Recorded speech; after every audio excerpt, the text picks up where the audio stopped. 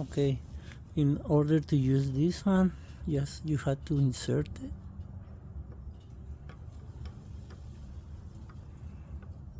That's it. And then the strap goes around.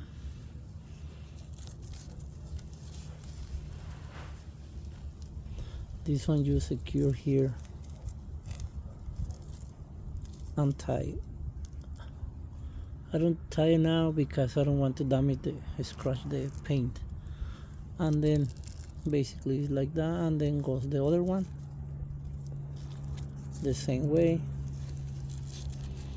This way I place two, and it's like that. Too easy, you can remove your plate.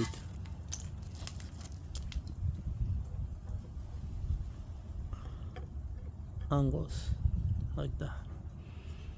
The pad, this pad is for the plate doesn't go to the front, so this one is the way I use it.